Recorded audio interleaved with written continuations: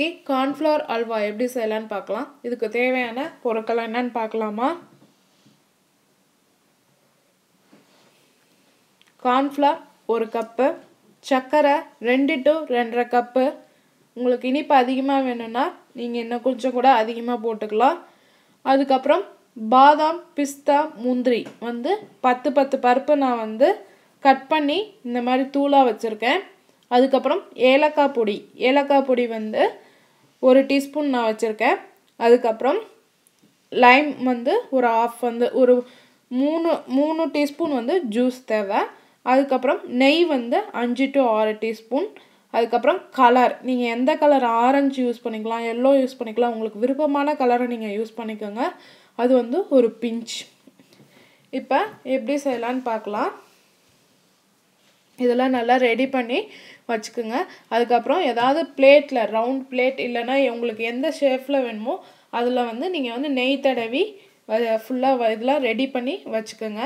அதுக்கப்புறம் ஒரு பேனில் 1 டீஸ்பூன் நெய் விட்டு அதில் நம்ம வச்சுருக்க பாதாம், முந்திரி, பிஸ்தாவை பொன்னிறமாக போட்டு வறுத்து எடுத்துக்கலாம். நம்ம அதை வறுத்து தனியாக எடுத்து வச்சுக்கோங்க. இதை நான் வறுத்து தனியாக வச்சுருக்கேன் பாருங்கள். அதுக்கப்புறம் சர்க்கரை நான் 2 கப்பு எங்களுக்கு போதும். அதனால நான் 1 கப் தண்ணி விட்டு அதை பாகாக காய்ச்சிருக்கேன்.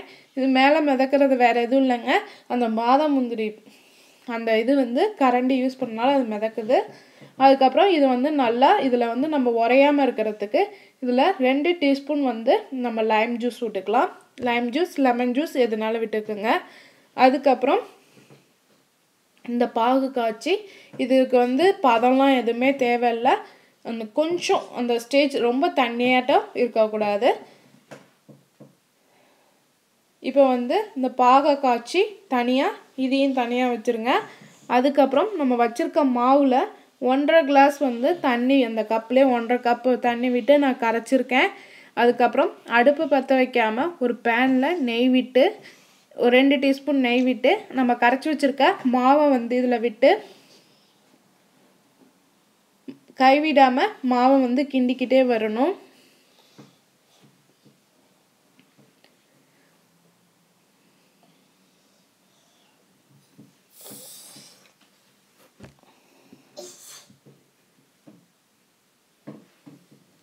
கைவிடாமல் இப்படி கிண்டிக்கிட்டே வரணும். அது மாவு கொஞ்சம் கொஞ்சமாக கெட்டியாக வந்துக்கிட்டு இருக்கும்.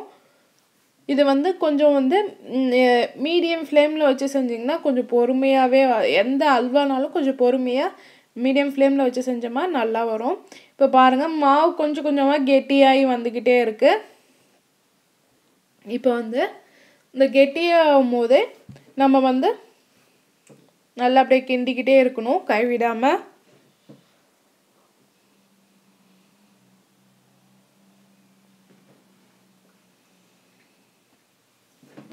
பாருங்கள், இப்போ மாவு நல்லா கெட்டியாகி ஆயிடுச்சு.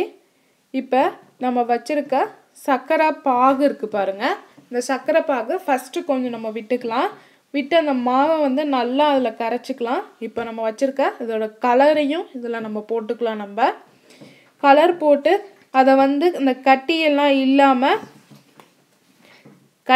இல்லாமல் நல்லா கரைச்சி விட்டுக்கலாம். நம்ம இதை கரண்டி அடி காம்பு வச்சு நல்லா மெசச்சூடு, நம்ம இதெல்லாம் கடைசல்லாம் கடையும் பாருங்கள், அந்த மாதிரி நல்லா இது பண்ணிங்கன்னா அந்த கட்டி இல்லாமல் நல்லா போயிடும்.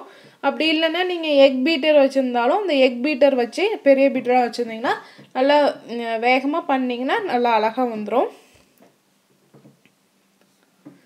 இப்போ கிட்டத்தட்ட கட்டியெல்லாம் கொஞ்சம் கொஞ்சமாக கரைஞ்சி வந்துட்டுருக்கு. இப்போ நல்லாவே இதாகிடுச்சு பாருங்கள். இப்போ நல்லா அந்த கட்டி இல்லாமல் நல்லாவே வந்துடுச்சு. இதில் நம்ம வச்சிருக்க நெய்யையும் ஏலக்காய் பொடியும் இதில் நம்ம போட்டுக்கலாம். போட்டு இப்போ நல்லா சுருண்டு வரும். அது சுருண்டு வந்தோடனே நம்ம அடுப்பை ஆஃப் பண்ணிடலாம்.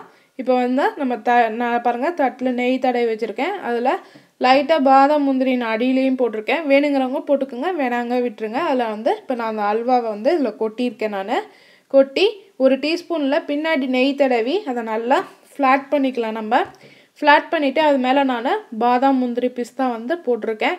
வேணுங்கிறவங்க கட் பண்ணிக்கோங்க. அப்படி வேணாங்கிறவங்க நீங்கள் அப்படியே சாப்பிட்றனாலும் சாப்பிட்டுக்கலாம். இதை ஃப்ரிட்ஜில் வச்சு நீங்கள் இது பண்ணிங்கன்னா நல்லா கெட்டியாயிடும். இப்போ வந்து கார்ன்ஃப்ளவர் அல்வா வந்து ரெடி ஆகிடுச்சு. செஞ்சு பார்த்துட்டு உங்கள் கமெண்ட்ஸை போடுங்க. எங்கள் சேனலை சப்ஸ்கிரைப் பண்ணுங்கள். உங்களுக்கு பிடிச்சிருந்தா உங்கள் ஃப்ரெண்ட்ஸ்க்கு ஷேர் பண்ணுங்கள். வீடியோ பார்த்ததுக்கு நன்றி.